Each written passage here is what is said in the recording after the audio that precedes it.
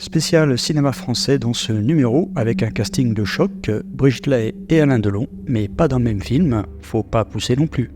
Deux chefs-d'œuvre aux thématiques proches sortis en 85 et salués par la critique mondiale pour leur profondeur et la finesse de leurs propos.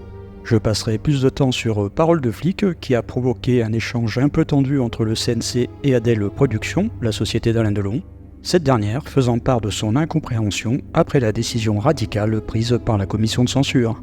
Engage.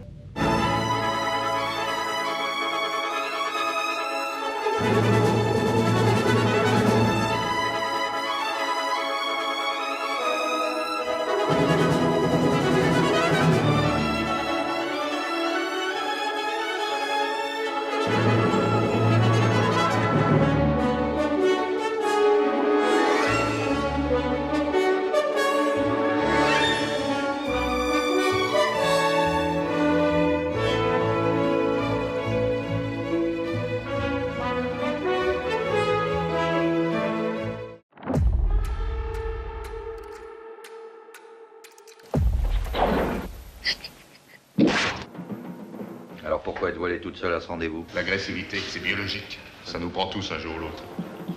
Tiens.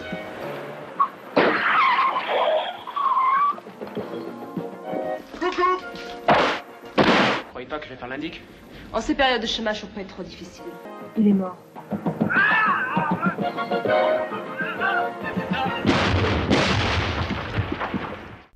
Martine, inspectrice à la brigade des mœurs de Paris, s'attaque à Madame Winders, une proxénète puissante impliquée dans le trafic de jeunes filles et la production de cassettes pornographiques illégales. Ça tombe bien, Martine en connaît un rayon dans le domaine. Alors quand sa sœur est kidnappée en représailles, Martine devient une justicière implacable. Le film est présenté en sous-commission le 12 septembre 1985, mais le dossier ne contenait que le compte-rendu de la plénière. Le thème du film, quelques jeunes policiers qui deviennent justiciers et s'affrontent à leur commissaire corrompu, de même que les nombreuses scènes de violence auraient justifié aux yeux de la commission une interdiction aux mineurs. Toutefois, le caractère conventionnel de la mise en scène, la pauvreté des dialogues et le jeu des acteurs ôtent en partie l'impact nocif des intentions. Il a semblé à la commission qu'une interdiction aux mineurs de 13 ans est à la fois suffisante et nécessaire, en raison de la violence et de brèves scènes à la limite de la pornographie projetées dans le film.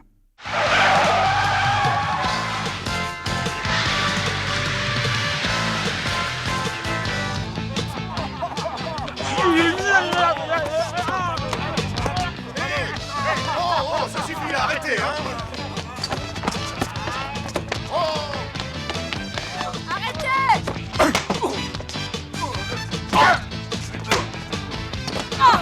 Réalisé par Michel Caputo, à qui l'on doit quelques films pornographiques comme Blanche-Fesse et Les Sept Mains ou la comédie franchouillarde Arrête de ramer, t'attaques la falaise, L'exécutrice est un polar érotique hybride qui tente maladroitement de faire passer une ancienne star du X dans un rôle de flic justicière.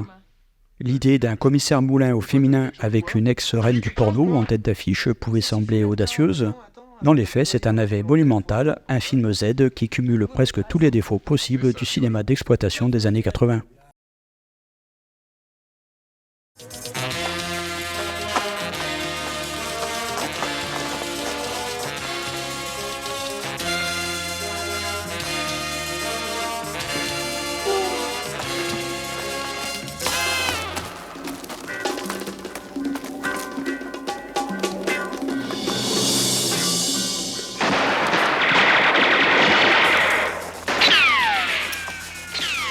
Le budget minuscule se voit partout, décors moches, cascades molles malgré la présence de Rémi Julienne, mise en scène plate, montage calamiteux et direction d'acteurs inexistante. Les scènes érotiques sont totalement gratuites et viennent casser le peu de rythme policier qu'il y a. Toutefois, malgré la présence de Brigitte, le sexe est prude. Comme en athlétisme, on saute toujours la haie, mais de manière plus soft. L'exécutrice reste cependant un nanar attachant pour les nostalgiques du cinéma d'exploitation VHS.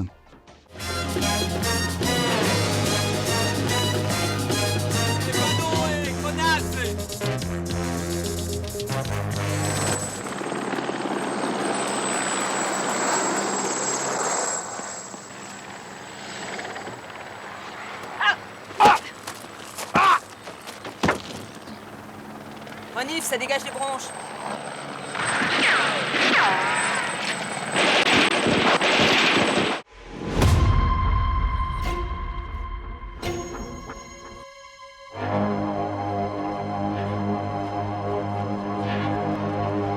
Tiens, regardez.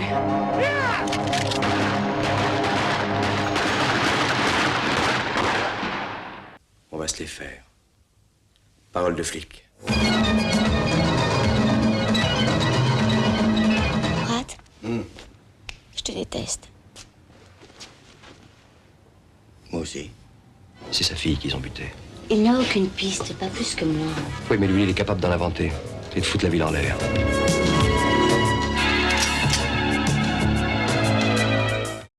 Réalisé par José Pinheiro, produit et porté par Alain Delon lui-même, Parole de flic suit Daniel Pratt, ex-flic retiré sur une île paradisiaque en Afrique, qui rentre en France après l'assassinat sauvage de sa fille par une bande de jeunes cagoulés. La guerre est déclarée entre la commission de classification et la société de production, et cela commence dès la bande-annonce qui a été interdite aux moins de 13 ans, les bandes-annonces diffusées en salle étant soumises au même contrôle que les films. Puis le couperet tombe sur le film après son passage en plénière le 18 juillet 1985. Voici l'avis de la commission. Le thème du film et ses liens avec l'actualité, comme les scènes de violence qu'il comporte, dont un étranglement lent à l'aide d'un filin métallique et plusieurs blessures par balles réalistes et décrites avec complaisance, justifie aux yeux de la commission une interdiction aux mineurs. La réaction du producteur et du réalisateur ne se fait pas attendre. Ils écrivent immédiatement au ministre de la Culture. Je vous lis quelques passages, mettez sur pause pour voir l'intégralité. Nous avons été stupéfaits de l'avis donné par la commission de contrôle des films dans sa séance plénière du 18 juillet 1985 d'interdire le film en référence aux moins de 18 ans qui nous assimile injustement à la catégorie des films classés X. D'autre part, nous ne nous expliquons pas que des films comme Terminator, La Déchirure, Urgence, La Baston, Train d'Enfer, Indiana Jones et le Temple Maudit aient tous obtenu récemment un visa d'exploitation tout public. Voici la réponse du ministre qui, je le rappelle, a toujours le dernier mot. J'ai l'honneur de vous faire connaître que la commission de contrôle des films cinématographiques, après avoir examiné cette production le 18 juillet 1985 en séance plénière, a émis un avis d'interdiction aux mineurs. Eu égard à l'avis ainsi exprimé, j'ai décidé néanmoins de vous délivrer pour le film en cause le visa d'exploitation, assorti d'une simple interdiction aux mineurs de 13 ans. Mais 3 mois plus tard, le réalisateur envoie un nouveau courrier au ministre dans lequel il exprime sa colère après avoir constaté que Rambo 2, sorti 3 semaines plus tôt, avait reçu un visa tout public. Là encore, la lettre est très longue, je vous cite quelques passages.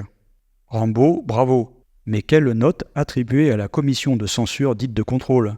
D'un côté, parole de flic, interdiction aux moins de 18 ans, atténuée à moins de 13 ans sur votre intervention. De l'autre, Rambo, aucune interdiction. Je pense que la commission actuelle s'est disqualifiée en pénalisant arbitrairement parole de flic en regard des décisions qu'elle a pu prendre à propos d'autres films sans qu'aucune explication ne soit fournie. C'est cet ensemble de raisons pour lesquelles je sollicite de votre autorité la dissolution de la commission actuelle et son remplacement par une commission composée de membres de la profession, siégeant avec impartialité et motivant ses décisions, comme cela d'ailleurs existe dans d'autres pays. Dites-moi en commentaire si vous pensez que cette colère est justifiée. En décembre 1989, soit 4 ans plus tard, le film est présenté une nouvelle fois à la commission de contrôle pour une éventuelle levée de l'interdiction. Voici le compte-rendu. La commission a jugé pernicieux le thème même de cette œuvre pour laquelle elle avait proposé une interdiction aux mineurs de 18 ans en 1985, puisqu'il s'agit d'un justicier qui anéantit les 5 membres d'un commando inspiré des escadrons de la mort et dirigé par un commissaire de police. L'accumulation des scènes de violence et les meurtres sont souvent précédés de mutilations et de tortures, et qui, à plusieurs reprises, montrent le massacre de marginaux, jeunes délinquants, immigrés, homosexuels, a conduit la commission à proposer le maintien de l'interdiction aux mineurs de 13 ans. Pour ma part, le moins de 18 ans était excessif, mais sans doute pas le moins de 13 ans. 5 space 12, une arme de l'homme. T'as forcément remarqué. 5 space 12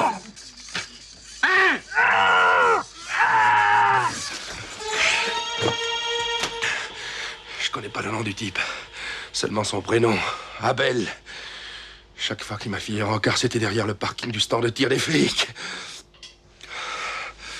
Bah reste pas comme ça, tu vas attraper la crève. Sur le papier, Parole de flic est un mix entre un justicier dans la ville et l'inspecteur Harry Made in France. En réalité, c'est un nanar pur jus que même Steven Seagal a trouvé mauvais. José Pinheiro, qui n'a jamais été un grand metteur en scène, filme sans style, sans idée. Les scènes d'action sont mal chorégraphiées, le montage chaotique, et la séquence finale dans le cirque plonge définitivement Parole de flic dans les abîmes du ridicule. À 50 ans, Delon est encore impressionnant physiquement et il le sait. Le film est construit autour de sa personne, plan serré sur son regard bleu acier, pose virile, baston où il domine tout le monde sans effort. Je me sens comme un ressort. Un ressort qu'on a tendu et tendu pendant 10 ans. Pratt, Ouais, vous êtes bien? très bien. Pratt, Oui? je me sens seule.